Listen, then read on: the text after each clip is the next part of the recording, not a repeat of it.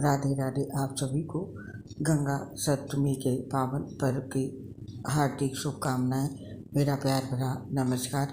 आज जानेंगे वैशाख माह में गंगा सप्तमी का पर्व किस दिन मनाया जाएगा। गंगा सप्तमी की पूजा का समय क्या रहेगा, इसके साथ इससे जुड़ी सभी महत्वपूर्ण बातें जानेंगे। हिंदू धर्म में हर एक पर्व का विशेष महत्व है। हर साल वैशाख माह के शुक्ल पक्ष की सप्तमी तिथि को गंगा सप्तमी मनाई जाती है। गंगा सप्तमी को गंगा स्नान, पूजा पाठ और दान पुण्य के कार्य को बेहद शुभ माना जाता है। धार्मिक मान्यता है कि इस दिन भगवान शिव ने माँ गंगा के वेग को कम करने के लिए अपनी जटाओं में धारण कर लिया था। ये भी कहा जाता है कि गंगा सप्तमी के दिन ही माँ गंगा ने स्वर्ग लोक से भगवान शिव की जटाओं में स्थान प्राप्त किया था। इसीलिए गंगा सप्तमी का त्यौहार बेहद विशेष माना जाता है। ऋग पंचांग के अनुसार इस साल 14 मई को गंगा सप्तमी मनाई जाएगी। आइए जानते हैं इस दिन की पूजा का शुभ समय। सबसे पहले जानते हैं गंगा सप्तमी का महत्व। गंगा सप्तमी को धार्मिक रूप से काफ़ी पावन माना गया है, क्योंकि माँ गंगा को पाप नाशनी और मोक्षदायिनी माना जाता है। ऐसे में इस दिन गंगा स्नान का खास महत्व होता है। गंगा स्नान करने से रिद्धि सिद्धि की प्राप्ति के साथ मनुष्य को उसके सभी पापों से मुक्ति मिल जाती है। इसके साथ ही वैशाख मास चल रहा है, जिसके देवता भगवान विष्णु हैं। इसीलिए माँ गंगा के साथ साथ इस दिन भगवान विष्णु की पूजा आराधना की जाती है। सनातन धर्म में गंगा सप्तमी का विशेष महत्व है। शास्त्रों के अनुसार इस दिन माँ गंगा की उत्पत्ति हुई थी। माँ गंगा स्वर्ग लोक से शिव शंकर की जटाओं में पहुँची थी। इसीलिए इस दिन को गंगा सप्तमी पर्व के रूप में मनाया जाता है। जिस दिन माँ गंगा जी की उत्पत्ति हुई थी उस दिन को गंगा सप्तमी के नाम से जाना जाता है। और जिस दिन गंगा जी पृथ्वी पर अवतरित हुई थी उस दिन को गंगा दशहरा कहते हैं। शास्त्रों में ऐसे तमाम दिनों का जिक्र किया गया है जिसमें गंगा स्नान का विशेष महत्व बताया गया है। मान्यता है कि गंगा सप्तमी के दिन गंगा जी में डुबकी लगाने और माँ गंगा की विधि विधान से पूजा करने से व्यक्ति को सभी पापों से मुक्ति मिल जाती है। साथ ही उसे रिद्धि सिद्धि यश सम्मान की प्राप्ति होती है और ग्रहों के अशुभ प्रभाव भी दूर हो जाते हैं। इस दिन दान पुण्य करने का विशेष महत्व है। माँ गंगा की कृपा से कुंडली में अशुभ ग्रहों का प्रभाव भी कम हो जाता है। तो ये था गंगा सप्तमी का महत्व। और अब जानते हैं गंगा सप्तमी की डेट, तिथि और पूजा का शुभ समय। ऋग पंचांग के अनुसार 14 मई को सुबह 2:50 पर गंगा सप्तमी का आरंभ होगा और अगले दिन यानी 15 मई को सुबह 4:19 पर समाप्त होगा। इसीलिए उदया तिथि के अनुसार 14 मई को गंगा सप्तमी मनाई जाएगी। इस साल वृद्धि योग, रवि योग और करण योग समेत 3 शुभ संयोग में गंगा सप्तमी मनाई जाएगी। इस दौरान पूजा पाठ के कार्यों से कई गुना अधिक शुभ फलों की प्राप्ति होगी। नोट कर लीजिए गंगा सप्तमी के दिन पूजा का शुभ मुहूर्त और उसकी अवधि। गंगा सप्तमी मध्याह्न मुहूर्त पूजा का है। सुबह के 10:56 से लेकर के दोपहर के 1:39 तक इस दिन पूजा के लिए जो आपको समय मिलेगा उसकी अवधि है 2 घंटे 43 मिनट। और अब जानते हैं गंगा सप्तमी की पूजा विधि। गंगा सप्तमी पूजा से क्या लाभ होता है। कहा जाता है कि गंगा सप्तमी के दिन माँ गंगा की विधि विधान से पूजा अर्चना करने और गंगा स्नान करने से व्यक्ति के जीवन में अत्यधिक सुखद परिणामों की प्राप्ति होती है।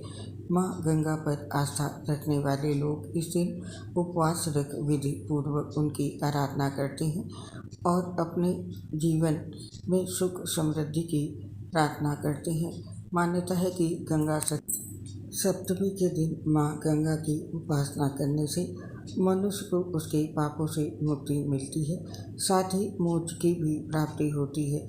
इसके अलावा माँ गंगा की कृपा हमेशा उन पर बनी रहती है। माँ गंगा की पूजा करने के लिए गंगा सप्तमी के पावन दिन सूर्योदय से पहले उठकर गंगा नदी में स्नान करना शुभ माना जाता है।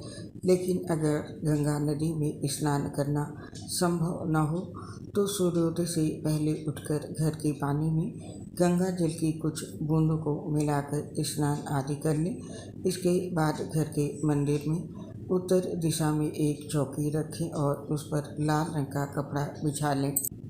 फिर उस पर माँ गंगा की मूर्ति या तस्वीर के साथ कलश की भी स्थापना करें। स्थापना करने के बाद कलश में रोली, चावल, गंगा जल, शहद, चीनी, गाय का दूध, इत्र, इन सभी सामग्रियों को भर लें और कलश के ऊपर अशोक के 5 पत्तों को लगा करके नारियल रखें और नारियल पर कलावा भी बांधें। फिर माँ गंगा की प्रतिमा पर लाल चंदन से तिलक करें और कनेर का फूल माँ के चरणों में अर्पित करें। तत्पश्चात माँ गंगा को प्रसाद में फल के साथ गुड़ का भोग भी लगाएं। फिर देवी गंगा की व्रत कथा सुने। व्रत कथा सुनने के बाद अंत में माता की आरती उतारें और इस मंत्र का 11 या 21 बार जाप करें। मंत्र है ओम नमो गंगाए विश्वरूपिण्ये नारायणी नमो नमः। इस मंत्र का उच्चारण करें। कहा जाता है गंगा सप्तमी के दिन माँ गंगा के मंत्र का जाप करना विशेष फलदायी होता है। अब जानते हैं गंगा सप्तमी के दिन हमें ऐसी कौन से 3 गलतियाँ हैं जो बिल्कुल नहीं करनी चाहिए। गंगा सप्तमी के दिन ये 3 काम बिल्कुल ध्यान रखें। बिल्कुल भी किसी भी रूप में ये काम इस दिन नहीं करने हैं।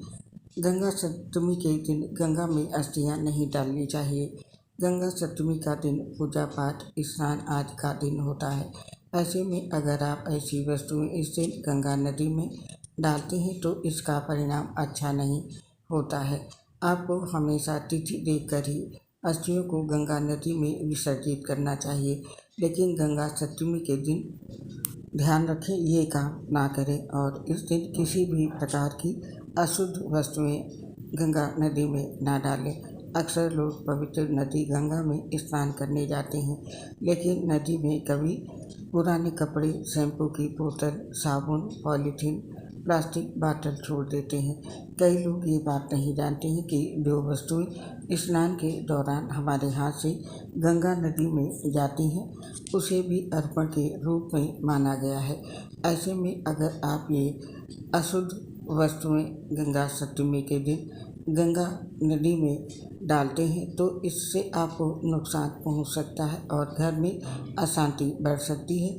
तो स्नान करते समय इस दिन इस बात का भी ध्यान रखें ऐसी कोई भी वस्तु गंगा नदी में ना छूटने पाए।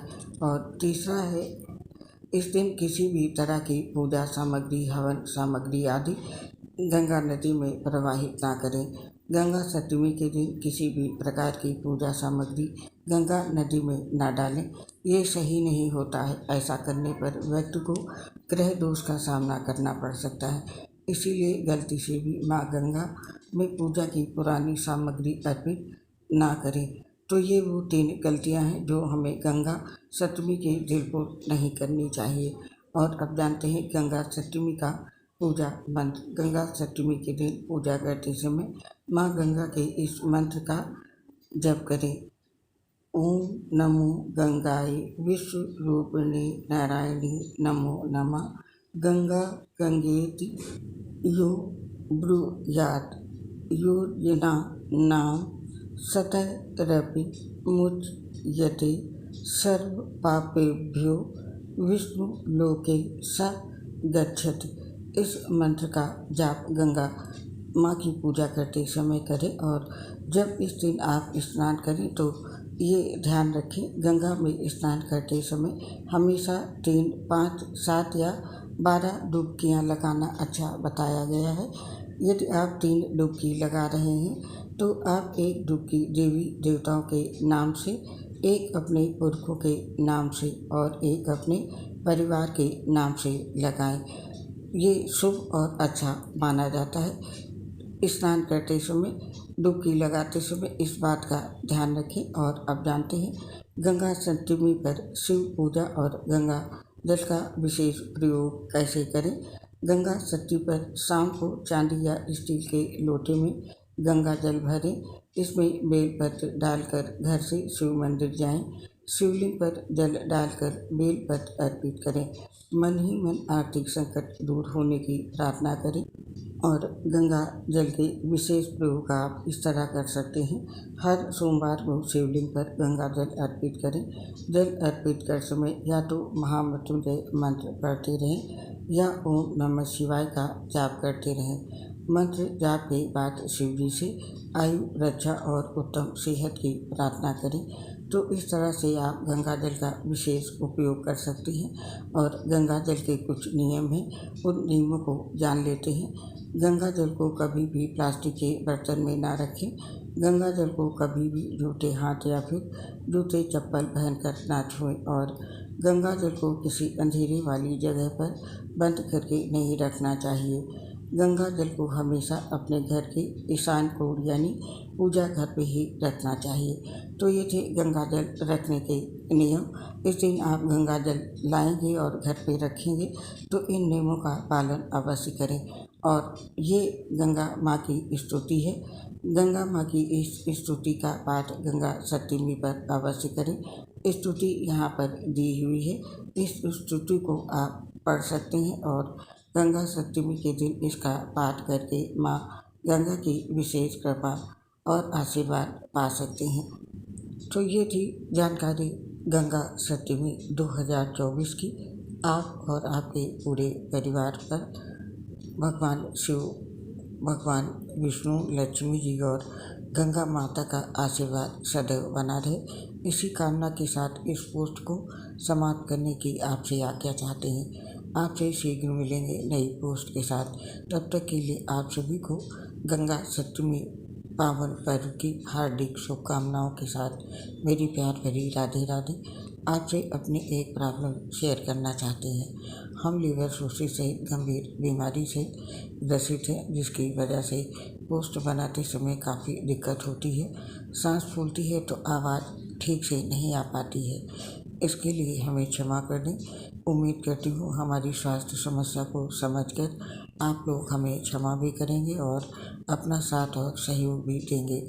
इसके लिए आप सभी साथियों का हृदय से बहुत बहुत धन्यवाद। जय श्री राधे कृष्ण, राधे राधे।